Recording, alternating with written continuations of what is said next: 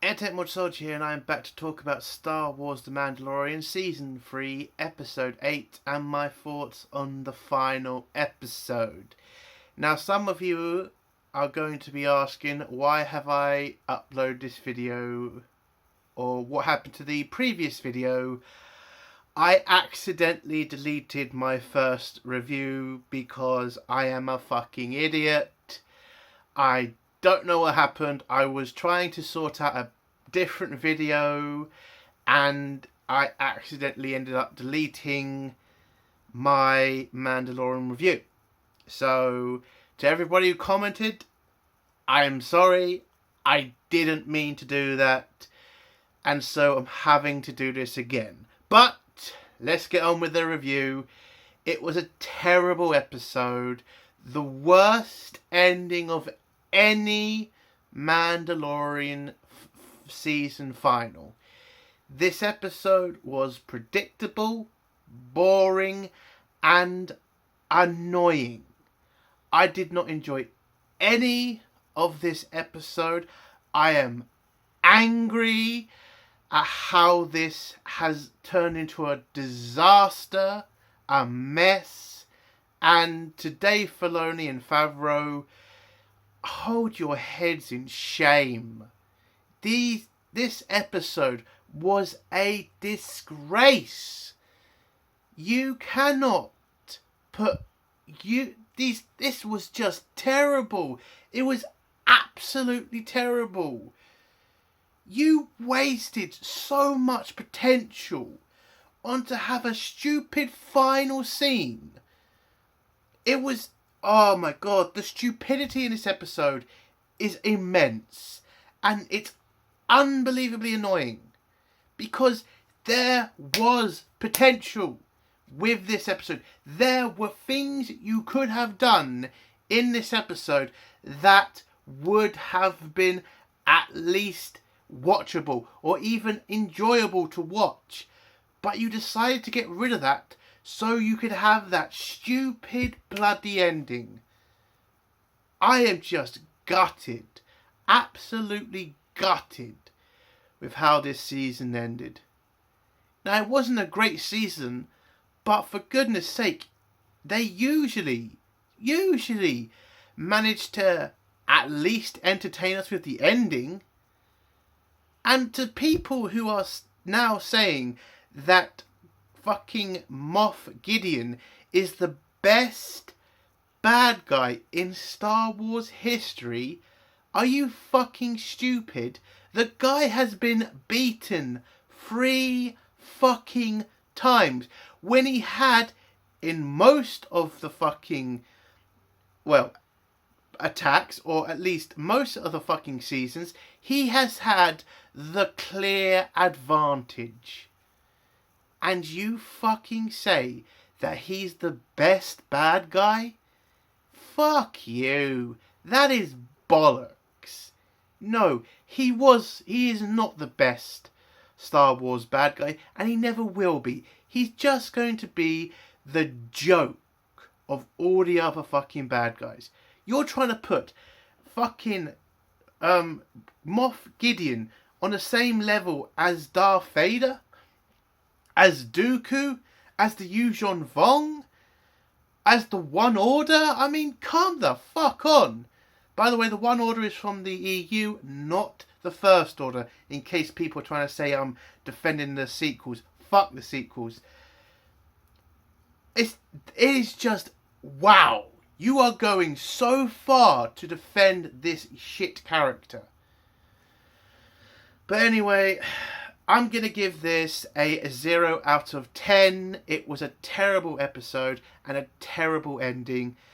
And let's just get to the spoiler sections. If you don't want to hear spoilers, leave in 3, 2, 1. So, the episode starts off with Bo-Katan leading her forces out of trying to lead her forces out of the caves, or at least out of the Imperial base, and try to get them to safety, whilst also trying to send a message to the jet troop, to her Mandalorian that she sent up to get the Mandalorian fleet to help her, or to give her reinforcements. but she's sending a warning to him that the Empire is sending an attack force to destroy the Mandalorian fleet. He gets the message and flies off, and Bo-Katan manages to get to the end of the cave, where one of the Mandalorians sees there's a gap in the top of the cave, and they all jetpack out of the cave and get to a secret cave, a secret Mandalorian cave that they can hide from the Empire in. At this same moment, the Mando is being taken away by 2 jet troopers, and which was the dumbest scene, all of a sudden manages to escape. He managed to get one of the guards, he throws them over, he bashes the other one, and there's this little crappy fight between them both. He then gets helped by Grogu, who's in the IG suit, and Grogu manages to grab one of the jet trooper's pistols. He crushes it and saves Mando from getting killed by one of the jet troopers. Now, at this same moment, he's on the ground. He gets up, thanks Grogu, and then just leaves. And doesn't take any of the weapons from the 2 jet troopers that he has basically killed. It is so fucking stupid. Now, I didn't say this in my first review. This is from Kevin G, who pointed this out in the comments section. Again, Kevin, I'm sorry I accidentally deleted the I accidentally deleted the video, but Kevin pointed this out. He said he dealt with those 2 jet troopers and didn't take a single weapon from them, which I didn't notice at first, and he's absolutely right. He didn't take those weapons because Mando then contacts R5, the droid, and tells the droid to help him by going down to the Imperial computer and giving him the map to the base. R5 is scared because, as we've seen in previous episodes, he's a little coward, but manages to get the courage to jet down to a Imperial computer. He hacks into it and gives Mando the map to the base. At this same point, Moff Gideon is pretty much seeing that the Mandalorians are escaping and that Mando has also escaped, so he wants to deal with them himself, so he suits up and goes looking for Mando. Now, Mando gets the map. He then walks by the ridiculous red shield line. Oh, you know that line is supposed to protect Moff Gideon's secret project? Oh, this is just a dumb scene. So, these shields are supposed to protect what's in the room, and they each have 2 jet troopers wearing Beskar armor protecting them. So, Mando gets R5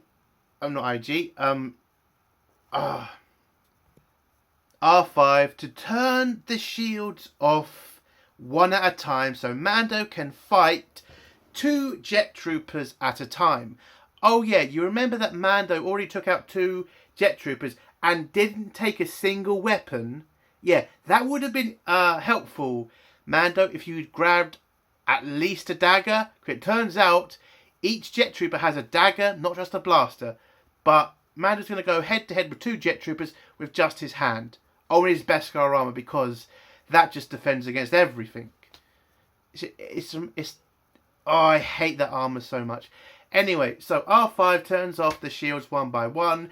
Mando beats up a couple of jet troopers, takes a knife from the first one, and whilst the Empire is panicking because they are trying so desperately to turn off this shield, but R5 has blocked it, Mando just goes through each fucking line or each shield and beats up he beats up each each jet trooper and wins it easily. And it was just so fucking ridiculous. I mean, again, they keep trying to make the Empire this big bad guy, but you see how easy it is to beat them one at Every stage. And it's just so ridiculous at this point. How can you consider the Empire to be a threat when they are beaten every fucking time? Lucasfilm and Kathleen Kelly have done so much fucking damage. It is unbelievable how bad this is. Anyway, so Mando beats the crap out of them all. We then go to see Bo-Katan has arrived at the secret caves that the Mandalorians who were left behind take her to. And then in the caves we find a farm, or at least some garden life. And it turns out this is how the Mandalorians who were left behind have survived. They have been building little farms so that they can grow food for themselves. And Bo-Katan asks, how have they been growing anything on Mandalore when nothing could grow outside the cities? And one of the Mandalorians who was left behind says, the planet's healed and we can now grow outside of the cities. Okay, hold on. How the fuck have you been starving then? Because the first time we meet you, you're all acting like you all asked for food because you said you're starving. Yet you're telling me that you can grow shit. Why haven't you been growing vegetables, fruits? It's pretty fucking easy to do. If you can apparently grow anything, why have you not been growing stuff that can keep you alive?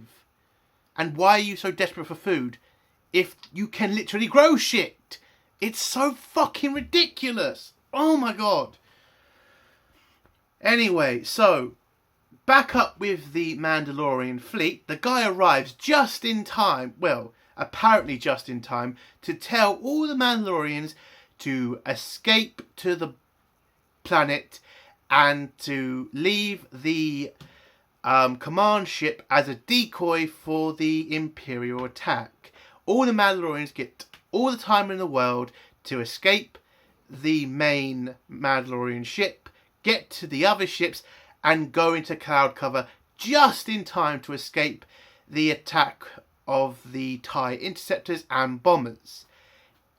It is so ridiculous how long it takes the Empire's attack force to make up to the Mandalorian fleet. And we don't get an amazing space battle. We get a boring attack on the Mandalorians' capital ship. It was the dumbest thing for them to do. And I am just absolutely gutted we didn't get an epic scene when that was so easy to fucking do. All you had to do was have the Mandalorian fighters. I mean, could you imagine what that fight could have been? But no, they decided to do a stupid decoy crap bombing. Oh, how can you fuck that up? So that's how that bloody scene ends, with the Empire attacking the capital ship, and that's it, and that one guy defending the ship on his own. The attack force goes down to meet up with Bo-Katan, and then we go back to Mando, who finds out what Moff Gideon's big plan is. It turns out it's a clone army of himself. That's his big plan. He plans to build an entire army of just himself. But there's also another special thing about these clones that he'll tell us later. But Mando decides to destroy all the clones by deactivating their I don't know what it's called. What is it called? Life support systems, and then all the clones pretty much suffocate and blow up and die, basically. So we then go to Bo-Katan, who finds out that she's got a reinforcement. She jets up, and all the Mandalorians come together to attack the Imperial base all together. Bo-Katan activates the Darksaber and leads them into the charge. And the Empire, what do? Do they stay in cover, making sure they're ready for the attack, making sure they can pick off as many Mandalorians as they can before they get to the base? No, the Empire just go out and meet them and then get slaughtered. It's oh my god, they are coming at you. You are the defending force, not the attackers. Why are you wasting time running at the Mandalorians when you have the fucking advantage? It's just so fucking stupid. You go out there and you try to fight them when you can just defend your position and take out as many as you can. It's so fucking obvious what to do here. But we need the Empire to lose, so we're going to make them do something fucking stupid. Fucking ridiculous. So whilst this fight is going on, Mando walks around the corner basically, and then bumps into Moff Gideon, who's very pissed off about his clones being killed. And then he tells Mando what made them special, which is he gave them the Force. So they weren't just going to be Imperial Mandalorian soldiers, they were also going to have the Force. What? So hold, Moff Gideon. You have somehow been able to create Force-sensitive clones. Something that even the Kaminoans have admitted is impossible, or at least very hard to do. It's so fucking stupid. Like, what the fuck? Really? This was your big plan, to have a fucking clone army of Jedi, basically, that are just yourself? Unbelievable, man. Ugh. So Moff Gideon's pretty angry about losing the clones. He puts on his ridiculous armour and has a fight with Mando. And Mando pretty much gets his ass kicked. But when Grogu tries to come in to save Mando, we then get the most disappointing part, at least if you're a sequel trilogy defender, of the episode, which is the Praetorian Guard. And I know a lot of people tried to say, oh, just because they're in it, it means the sequel trilogy must be accepted. Bullshit. This episode just shows how incompetent the Praetorian Guard has always been, and how the writing on this show is fucking shit. So the Praetorian Guard, which is supposed to be the most elite unit in the Empire, get pretty much their ass kicked by Baby Yoda. So they take on IG's 88 suit, they pretty much knock the crap out of it, and then Baby Yoda ends up having to jump around in that ridiculous... Why will you not just use CGI? Could you not just use CGI for once, instead of using that stupid dummy? Oh my god. So we just get this scene of Baby Yoda jumping around, getting chased by the Praetorian Guard. Again, one of the most elite units in the Empire. Also, at this same moment, Mando is also trying to save Grogu, but Moff Gideon stops him, shoots him, tries to keep him from saving Grogu. But Bo-Katan comes in to save Mando, bashes Moff Gideon out of the way, and then Moff Gideon and Bo-Katan have a big fight with each other. And whilst Baby Yoda is pretty much kicking the crap out of the Praetorian Guard, he then gets knocked down, and the Praetorian Guard are ready to kill him. And then Mando comes in, shoots them, and then Mando and Grogu kill every single one of the Praetorian Guard. And it was just so bloody pathetic. Unbelievable, man. So, whilst this is going on, we're seeing the fight outside with the Jet Troopers and the Mandalorians. And the Jet Troopers are obviously getting their ass kicked because they're the Empire. So they're definitely not a threat, even with the best armour in the galaxy, apparently. And also at the same moment, Bo-Katan's having the fight with Gideon. Gideon gets the upper hand and crushes the Darksaber. And now apparently crushing a lightsaber just destroys it. Not the crystal inside, because we don't hear about the crystal. But apparently that's what it takes. So he's crushed the Darksaber, but we hear nothing about the crystal inside. It is so... oh my god. I hated this scene. I don't mind the fact the Darksaber was destroyed. But come on now, you could take the crystal out. You know fucking Luke Skywalker. Just ask Luke to make you a new one. It is so fucking ridiculous. So Moff Gideon thinks he's won. But Bo-Katan pretty much doesn't really care. Stands up and says, we Mandalorians are stronger together. And then Mando comes up behind him, shoots him a shitload. And then Mando, Bo-Katan and Baby Grogu all start fighting Moff Gideon. And at this same point, you start seeing the Mandalorian's main battle cruiser coming down in flame, being piloted by the random guy who was sent up there to warn the fleet. He's directing it straight into the Imperial base. Before it hits the base, he manages to escape, because I thought we were going to get this boring ass death scene where the guy who can obviously get out of there before the ship crashes was going to sacrifice himself. But no, we didn't get that stupid ending. He manages to escape. He steers the ship right into the Imperial base. It blows up, and whilst Mando, Bo-Katan and Grogu are fighting Moff Gideon, Baby Yoda pushes Moff Gideon into the flames because the ship crashes into the base. It blows up. The flames are then engulf Moff Gideon, but Grogu manages to push the flames away from him, Mando and Bo-Katan, and they win the day. The Imperials are destroyed, their base is wiped out, and Mandalorians have retaken Mandalore. And so we get the scene of the Mandalorians inducting a kid into their ranks. Mando then appears with Grogu, asks for Grogu to become his apprentice. The Forger says no, because he cannot speak the words.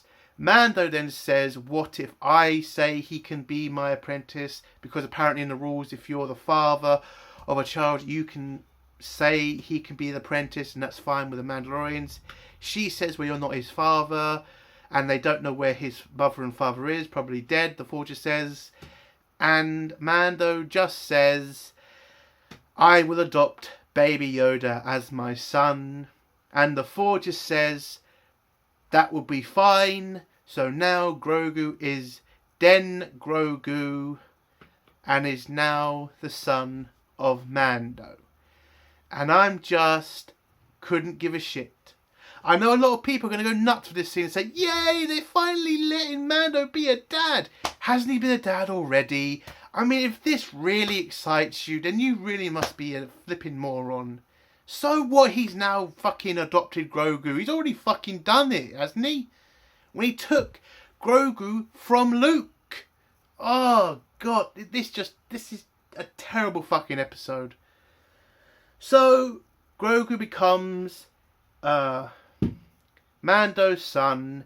Mando then heads off to go talk to the the new Republic pilot who told him about Moff Gideon still being alive and about the whole attack on the planet, and tells him that he's now back to being a bounty hunter, and that if the New Republic needs his services to take out a few Imperial Moffs or Imperial Remnant people, he's always there to help. As long as he can pick the missions that they send him, he'll be willing to do as the New Republic need. And the the New Republic pilot says he's not sure he's going to get clearance for this, but manager says you'll get clearance for this, don't worry about it. And there's also a cameo from Dave Filoni. Okay, whatever, I really don't care. So what if he's wearing his fucking hat? It was dumb to have mini episode. But yeah, he has a cameo, and all Mando asks in return is the helmet of an assassin droid that they see in the bar. They give him the damn droid, and he heads back to Greef Karga's planet, where he meets up with Greef Karga, and Greef Karga gives him the deed to a shack outside of town, and Mando gives Greef Karga and the people of the planet a repaired IG-12, who is now the protector of the planet. Yay! Who gives a shit? I mean, honestly. And the episode ends with Mando and Baby Yoda in their house on their own, with Baby Yoda playing with a frog and Mando lying with his helmet on behind. And there's your boring good ending of Mandalorian. Season 3. A 0 out of 10. Waste of time. Worst season out of the 3. Unbelievably bad. And I'm just gutted and I'm just disappointed.